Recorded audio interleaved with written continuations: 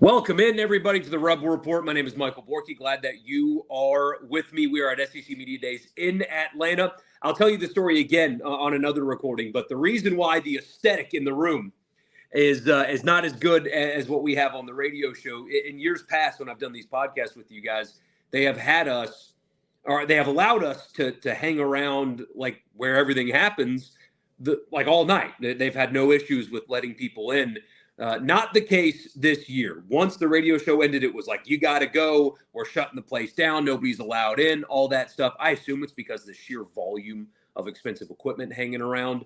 But still, so no aesthetic for the podcast. You just get my hotel room. But that's okay. This podcast, by the way, is going to be my conversation one-on-one with Ole Miss wide receiver Cayden Lee. I also got to visit, of course, with Austin Simmons and TJ Daugherty. Great conversations with the three of them. And this one will be Cayden Lee on this edition of the podcast. It's brought to you in part by Toyota Brookhaven. Check them out online at toyotabrookhaven.com and exit 40 in Brookhaven. They will take care of you. They'll also give you $1,000 on me, $1,000 off on me if you just tell them that I sent you. Any in-stock new Toyota, great in-house financing, especially on the new Tundra. Really good, nice-looking truck.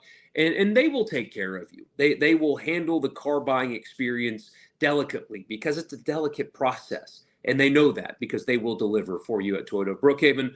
Also, Priority One Bank, they make you their priority every day with their online banking platform. It's a one-stop shop. All you need is an internet connection, and you can do whatever it is that you need to do with your money because Priority One Bank makes you their priority. And finally, Advantage Business Systems, absms.com. That's the website. If you're a Mississippi business and you're in the market for office technology, anything from copiers and printers and mail machines to cloud storage, data security, IT projects, phone systems, whatever it is, if it's tech, if it's in the office and you need it, absms.com.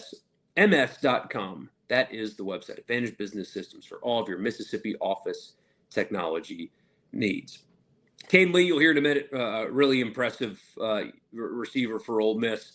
That group of receivers, I think that at this point, I would be surprised if that position group as a whole is not better than it was a year ago, in part because Trey Harris, was not healthy and Juice Wells just, wasn't what the expectation was for him.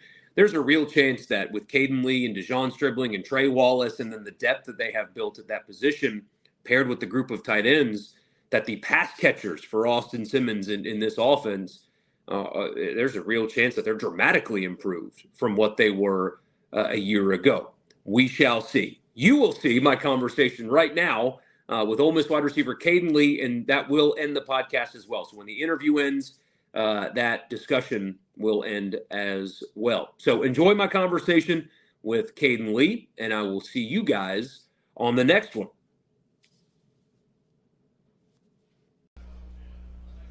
Sports Talk Mississippi from SEC Media Days in Atlanta. This segment brought to you in part by Covington County Hospital. Michael Borky and Ole Miss wide receiver Cayden Lee with you. And I'll tell you the same thing I told Austin. I was walking by earlier, and somebody described you as flying under the radar this year. And I was like, 900 yards worth of passes. That's not flying under the radar, but that is the narrative around here. What do you think about that? I just like to come in, be a silent assassin almost. I don't like to say too much. I just like to go and just let my playing do the talk.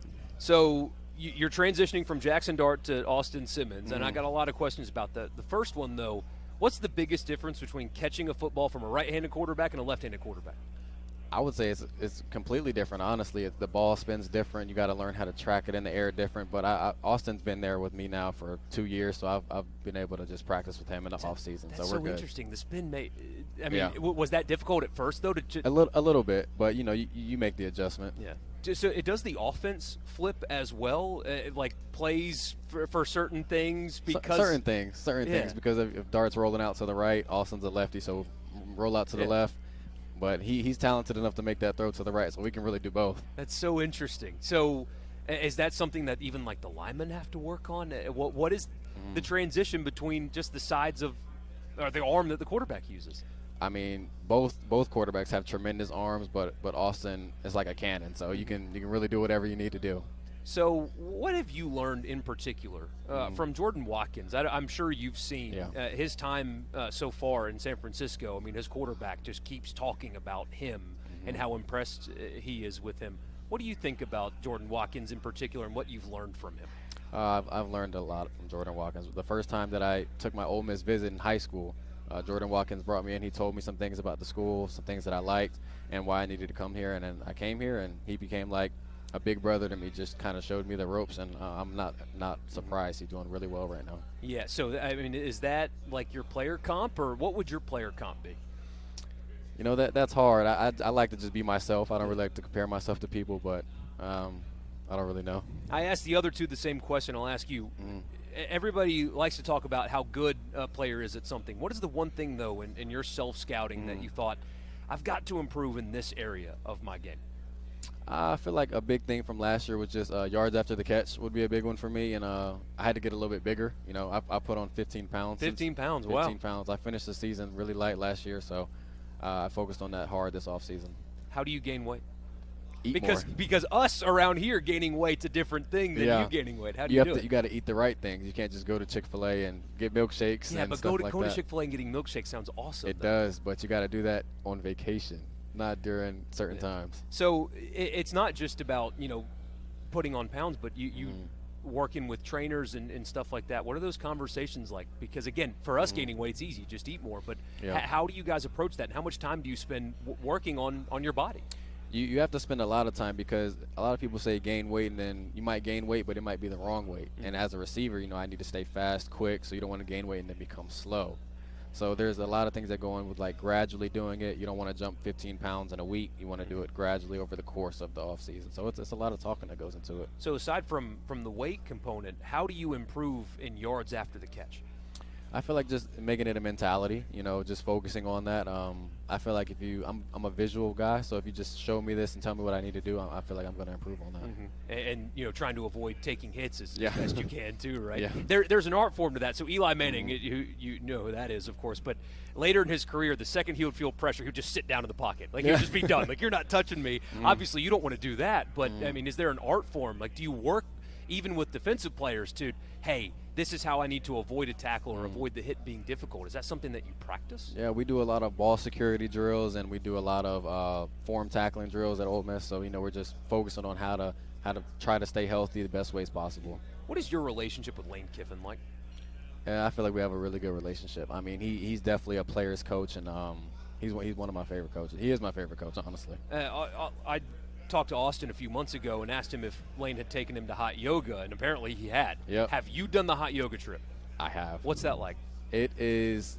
Have you done it yourself? I have not done hot yoga. You got to try. I can't even, like, I'm so inflexible, I can't even really touch my toes. It's a mental battle. He'll stand in the back of the class, and he'll turn the heat up even higher than what it's supposed to be. And then you'll be in a plank and for like 30 seconds, and you'll see him in the back doing jumping jacks. You're like, you're supposed to be in a plank. So he's all over the place. And then, you know, behind the scenes, what is one thing about Lane Kiffin that most people don't know? I feel like people kind of see him as like he doesn't really talk. He's kind of like serious sometimes. I feel like he's a big goofball a lot of the time. I mean, he's a player's coach. We'll have coaches out there doing one-on-ones, throwing water bottles at each other, and it's just an awesome atmosphere. A lot of people have made a lot out of that one drive against Georgia, where Austin Simmons comes in and is just surgical, and you score a touchdown, and the game settles down, you win the game. What else can you tell us, though, about Austin Simmons that shows that he's ready for this? The fact he's finished college as a 19-year-old. College graduate. College graduate. He's very smart. It took me 4 years after my 19th birthday to graduate college. So that's awesome. But, you know, he's so smart, and it really shows on the field from his knowledge, being able to read defenses and coverages. So it's awesome. And I asked him as well, but from your perspective, you guys appear to be pretty close. Yeah. You know, we came in around the same time. I was a little bit earlier, but we've just been able to build a relationship off the field as well as on the field. Just been able to pick each other's brains football-wise and not football-wise, just to create that chemistry. A lot of new faces in the receiver room. We talked about Jordan Watkins, who was he played like 20 years of college football by the end of last season. But you're the vet now. You're the guy that's been in the room. You're the mainstay. What do you and what have you done to bring in these other guys and make them feel, you know, not only welcome but part of the team? And what have you done? to help You them? know, I feel like a big thing that I've tried to focus on is just what Trey Harris and Jordan Watkins did to me going out to eat with the new guys. We'll go out bowling sometimes. I'll definitely win, but we'll go out bowling So sometimes. Daughtery said that he beat you guys, that he was the best. That's what he said. We'll have to have a conversation about that after this. But no, just being able to do things outside of football, just to be able to know how to pick each other up on the field. What's your group message like? Who's the most active in the group message, in the wide receiver group message? Definitely our receiver coach. Yeah, of course, Yeah. naturally. But I would have to say probably Deuce Alexander or Caleb Odom. Okay. Yeah. Deuce Alexander, the Wake Forest transfer. Yes, he's done a Odom, really the fantastic Alabama job transfer. so far. So what's that like? You guys, you brought in a bunch of guys, and so how? Not only how have you helped them acclimate to Ole Miss, but I mean, how do you have so many guys that have experience and the pedigree, and make sure that everybody's happy in that room? Yeah, I mean, I just feel like it's just, like you said, building that bond off the field, you know. But also, like, let's say I play 4 plays and I need a breather, and then somebody comes in, is able to just pick up right where we left off. You don't really have any drop-off.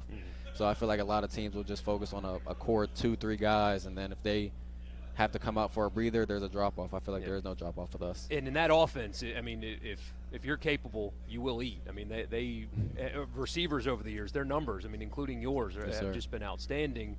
Tell us about a few of these guys, though, like DeJon Stribling. What's he like? You know, he's from Hawaii, so you get a very chill, relaxed vibe from him, and yeah, he's different. And then Trey Wallace from Penn State. He's more so like myself, doesn't really talk as much, but he's good to get to hang around. He's good to go bowl with or anything, go eat with. Good friend.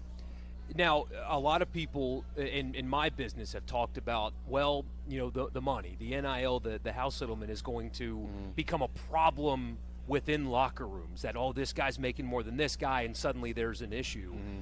How much do you guys guard against that, and have you felt that has been a quote-unquote issue within a locker room, the varying degrees of compensation you guys are getting?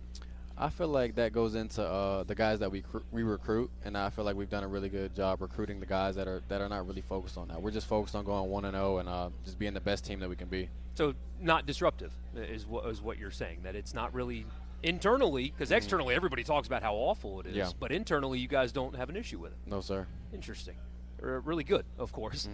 When you're not playing football, when you're not studying film, when you're not working, what do you do? I'm actually really big into disc golf. I don't know if you know what that is. I do, actually. I play, you know, the boring version of golf with the clubs and stuff. Yeah. I feel like disc golf is a really rare one that not a lot of people do, but I got into it in COVID with my friends, and I've actually become pretty good at it. Yeah? Like, have you ever played in, like, a competition or a local tournament or something? Did you win? I did not. You got to put in more work. I thought I was good, but those guys are a different level, but I'm pretty good. What else? Disc golf, I like to go to the beach a lot, spend time with my friends and family, but really just train, honestly. Everything kind of revolves around football. How can I fit training in here, there, things that I can do to just improve my body. How much film would you say you watch in a week? And during the season? During the season, during the off season. How much film are you watching right now? Well, right now I'm really just focusing on looking at myself, things that I feel like I could improve on going into next year. How did I get off the line? Was my release good here? Could I have caught the ball better here to get upfield, get more yards after the catch? So just focus on things that I feel like I could work on going into this next season. But during the year, just scouting teams, I feel like probably it feel like it never ends. You know, we'll watch film with the coaches, but then you got to do it by yourself as well. Yeah. All right. What is the one thing that you are most excited about this year? Just packing the vault, man. Seeing the fans back in the stadium. I feel like we have one of the best atmospheres in college football. I feel like it's highly underrated, but our fans do an amazing job. Didn't always used to be that way, but watching Georgia's offense be unable to communicate at all on that field, that's a new thing. It wasn't like that 10 years ago. Yeah, and then this year you'll even see the fire extinguisher we'll have on the sideline. It's pretty cool. Yeah, love that as well. Thank you so much for your time, man. Good Yes, luck sir, I this appreciate season. you. Thank you so much. Sports Talk Mississippi. That's Ole Miss wide receiver Cayden Lee. We'll be back.